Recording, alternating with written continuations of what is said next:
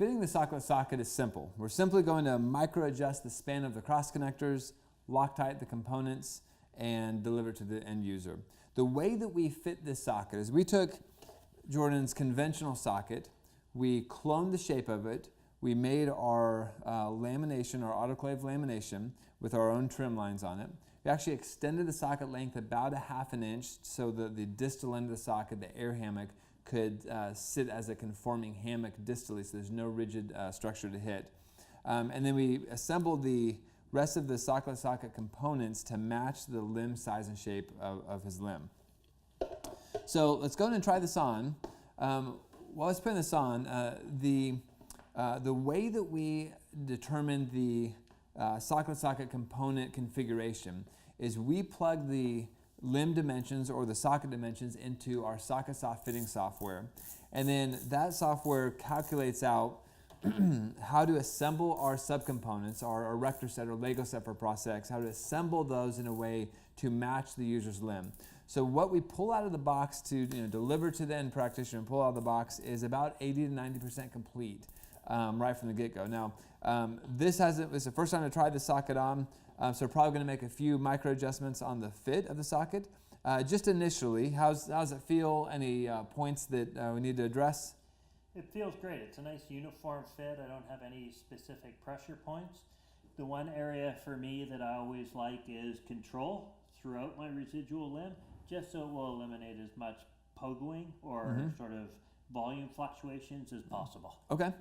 So during the fitting process, we're simply going to micro adjust the span of the cross connectors. All the cross connectors have numbered holes, and so this cross connector, for instance, is on hole number 7. So if we wanted to tighten or loosen this cross connector, we simply loosen the thumb screw, tighten up the strap one hole tighter or looser, and then attach the thumb screw right back in place. Now these thumb screws will get swapped out for the nice finished out truss nuts in the end, but during the fitting process, this makes those adjustments very, very quick and simple.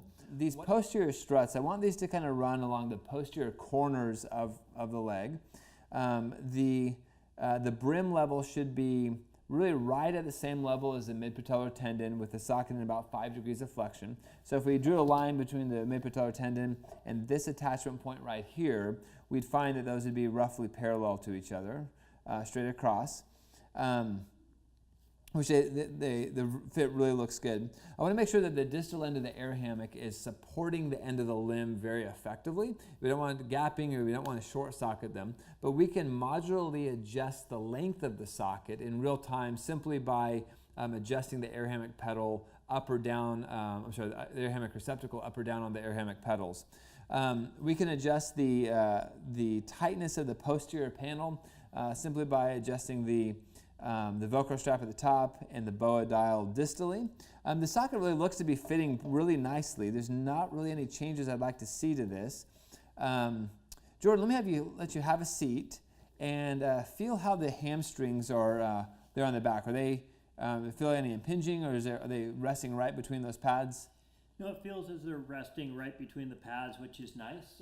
And with the back piece being a little bit flexible, the nice thing is it allows that nice ease of movement for me. Okay, good. So on the posterior brim, we can actually raise or lower the brim with respect to the mid-patellar tendon level. I would typically adjust that by changing the length of the proximal cross connectors. So these really have more to do with the height of that posterior brim. And then these lateral cross connectors have more impact on the circumferential just span of the socket around the limb. If you have a very large limb or a very long limb, you can add a third set of horizontal cross connectors, maybe one below these, so that you have just more containment. And I know that in Fitting Jordan in the past, he's really liked to have an additional air hammock pedal placed right in between his limb and these lateral cross connectors, kind of take up the space in this opening, and that just gives more inherent containment and control of the distal end of his limb within the socket. So Jordan, now that the fit is effectively complete, give me some feedback on having gone through multiple prosthetic fittings in your course of the last 5 years of wearing sockets. What do you like about the way that we fit the socketless socket compared to the fitting process of conventional? For me, one of the biggest things is the fact that I stay connected with my prosthetist.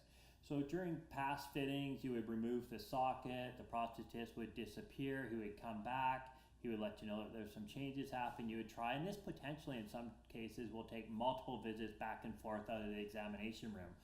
The nice thing about the adjustments on the socketless design is I actually stay to sit right there with my prosthetist. I get to be part of it, I get to actively see what he's changing, and we also get that immediate feedback to be able to know if we're headed in the right direction or if we need to go back to where we started and possibly go in a new direction. For me, that just helps make me more connected in the process and more connected with what's going to become part of me.